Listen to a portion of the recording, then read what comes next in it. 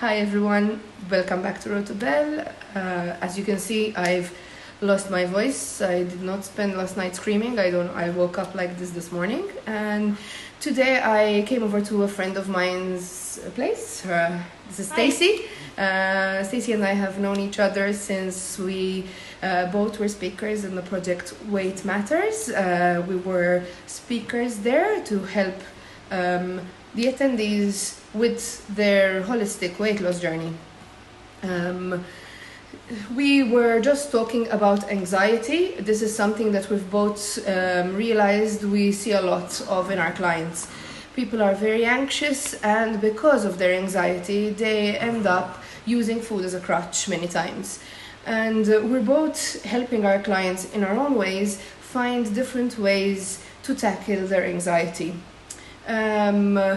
I am doing intuitive eating. I've spoken about this a lot before, teaching people how to listen to their body, how to listen to their feelings, and how to deal with their anxiety using several techniques, including breathing techniques and movement and music. And Stacy uses fragrance as an aromatherapist.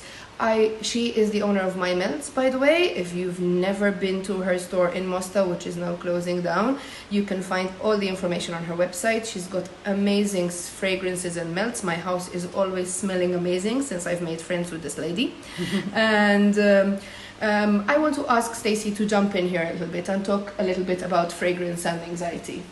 Okay, fragrance can work in several different ways.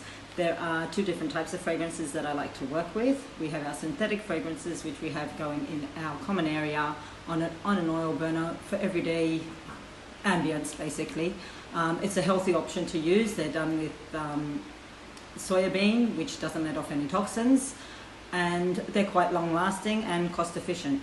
Then we have the aromatherapy side, which is something more personal, something you use more directly on you. So when it comes to that time where you do have an anxiety attack, you don't need to turn to a bucket of ice cream, you don't need to turn to a burger.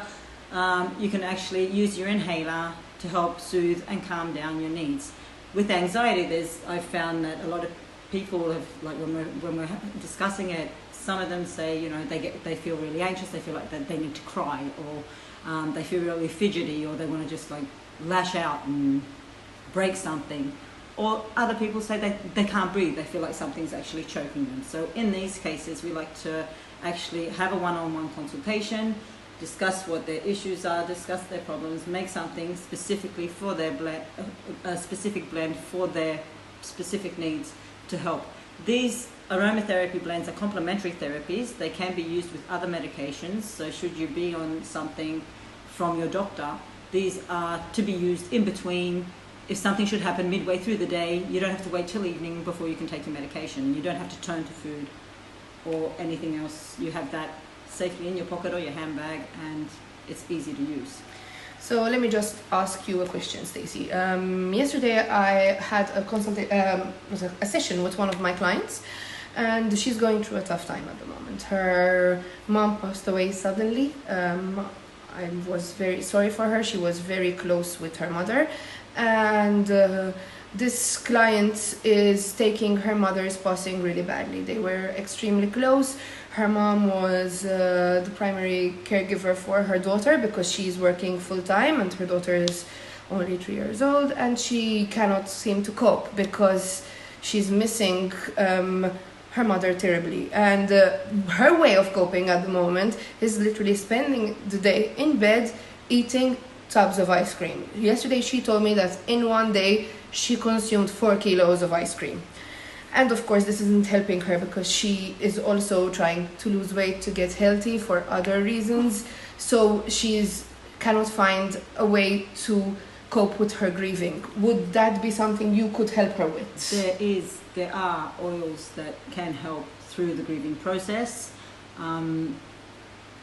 The way that essential oils work basically is the fact that plants are on par with our DNA, and when it's something going through inhalation, it's going to go straight up to your olfactory bulb, and it's going to connect to a memory. I mean, she might find something. I don't know if her mum would bake something regularly, and you know, we can find a melt even that would match up to a scent that's going to remind her of her mum. If she has that going around her more often, it will give her that feeling that her mum is still around.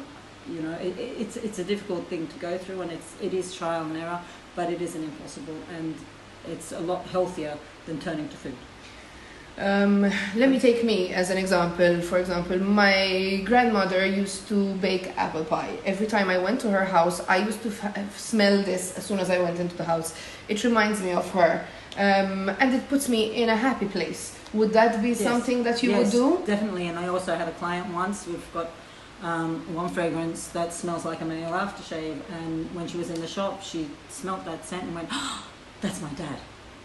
You know, this reminds me so much of my father." And you know, she brought a few of them. She has them around her house, and when she's longing to have him around, you know, it's an amazing thing, our scent, and we tend to really take it for granted, but it can really work miracles at times. As you can see, we're both really excited about the possibility of what we can do together with a joint collaboration between intuitive eating and holistic life coaching, as well as fragrance and aromatherapy. So please keep following us. We have some great events coming up, and if you follow both my page and Stacey's page, you can keep up to date about what we've got planned for you. Thanks everyone for following, and have a nice day. Bye. Bye.